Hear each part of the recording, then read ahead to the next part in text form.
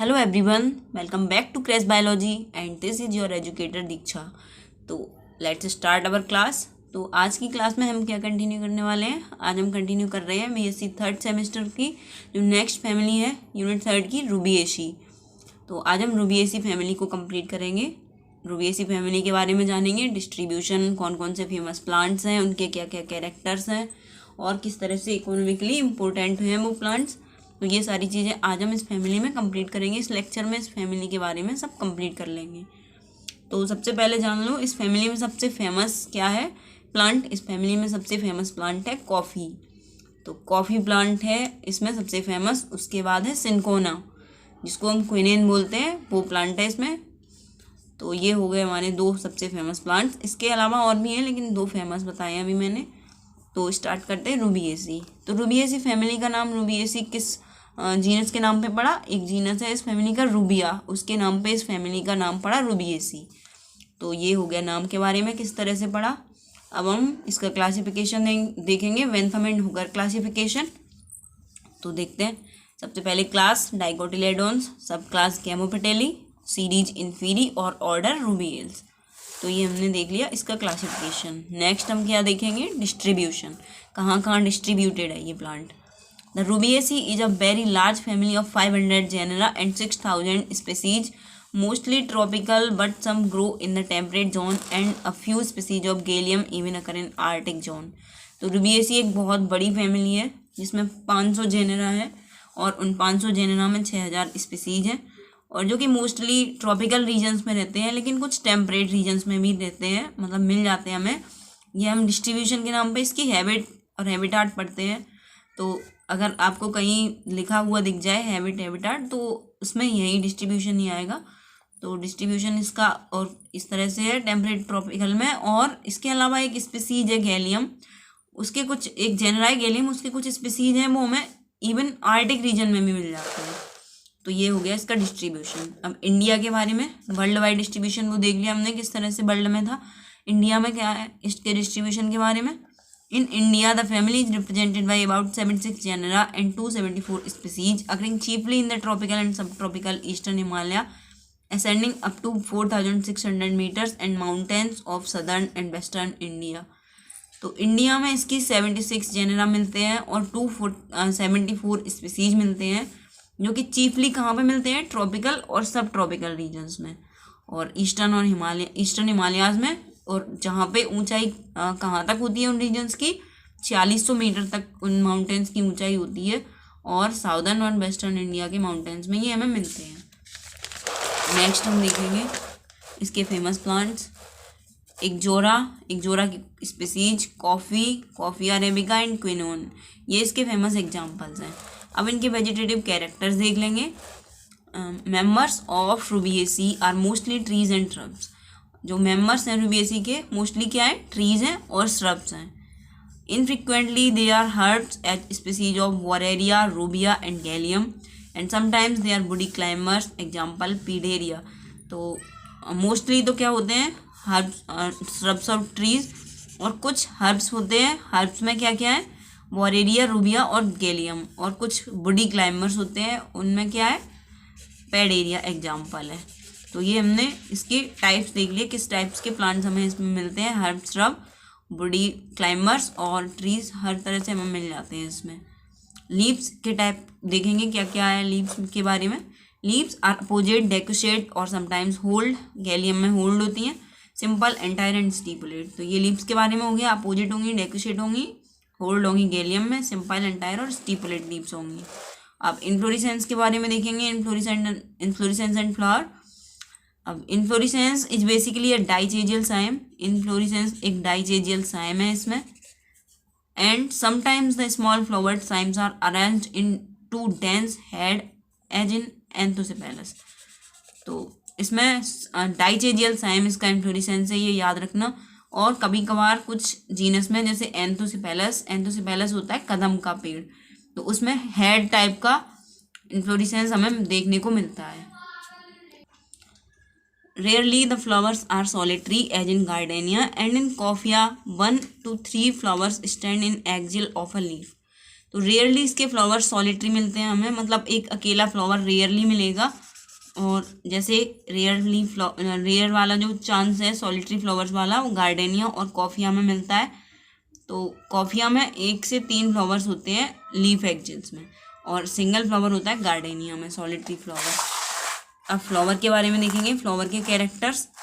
Flowers are actinomorphic और slightly zygomorphic. Flowers actinomorphic होते हैं और कुछ कुछ में स्लाइटली जाइगोमॉर्फिक भी होते हैं। बाइसेक्सुअल होते हैं, टेट्रा या पेंटामेनस होते हैं, और एपिगाइनस होते हैं। एपिगाइनस मतलब ओवरी इंफीरियर होगी, और टेट्रा या पेंटामेनस मतलब जो फ्लावर्स के होल्स हैं वो किस मल्टीपल में होंगे, 4 या 5 के मल्टीपल में। एक्टिनोमॉर्फिक सिमेट्री जानते होंगे आप, मैंने आपको हर एक फैमिली में बताई है। तो वही एक्टिनोमॉर्फिक सिमेट्री है, कुछ में जाइगोमॉर्फिक होगी, स्लाइटली जाइगोमॉर्फिक। तो ये फ्लावर के कैरेक्टर्स हो गए। कैलिक्स के बारे में देखेंगे हम। Calyx consist of 4 or 5 sepals and the aestivation is velvet. Calyx का एस्टिवेशन वेलवेट होगा, और उसमें सेपल्स कितनी होंगी, किसी फ्लावर में 4 हो सकती है, किसी में 5 हो सकती हैं।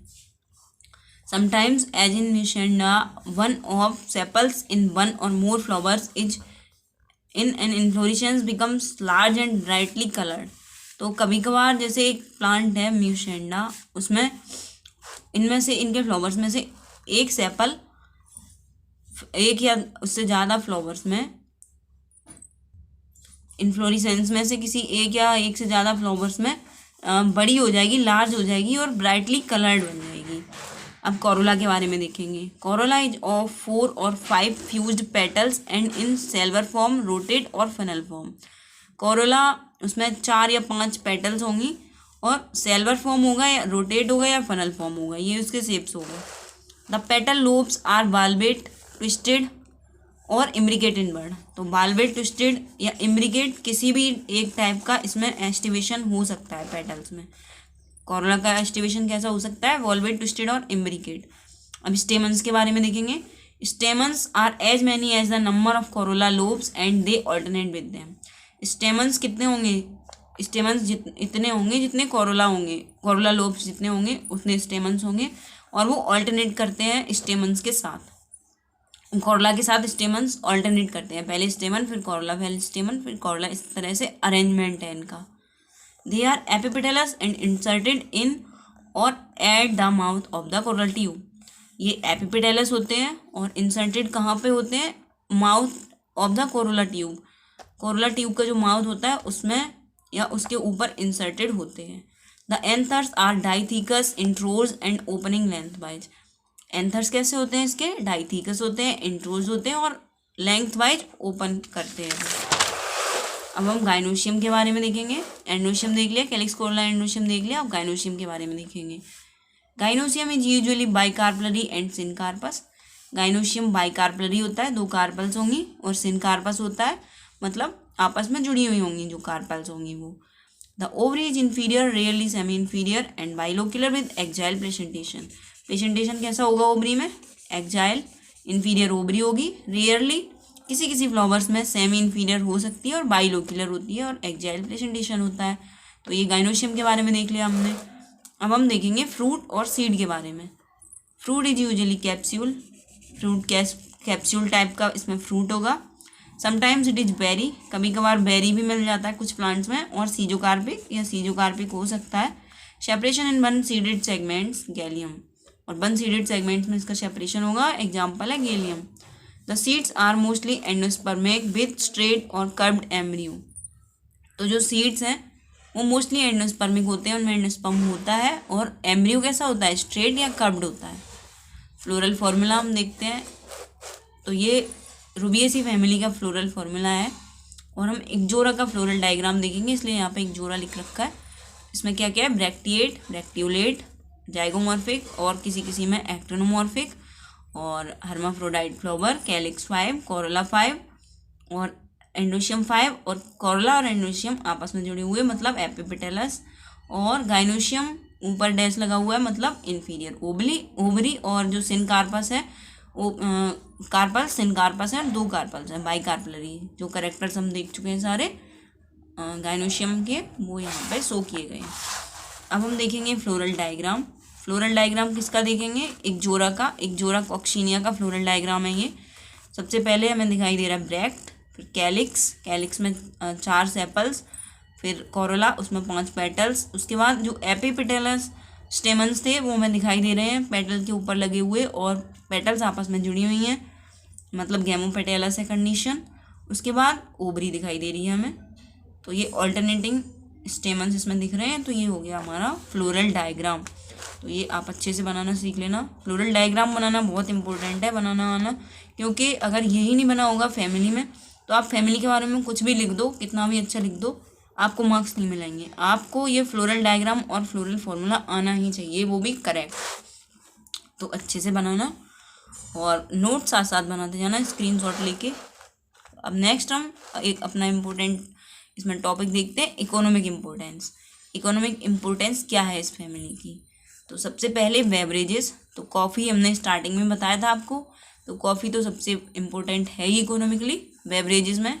मतलब बेवरेजेस को हिंदी में बोलते हैं पेय पदार्थ, जो कि पीने के काम आते हैं। तो कॉफ़ी का नाम है Coffea arabica. Seeds of coffee provide best quality of coffee, this is called Arabian coffee. तो कॉफ़िया अरेबिका को बोलते हैं अरेबियन कॉफ़ी, और इसके सीड से हमें मिलती है बेस्ट क्वालिटी ऑफ कॉफ़ी।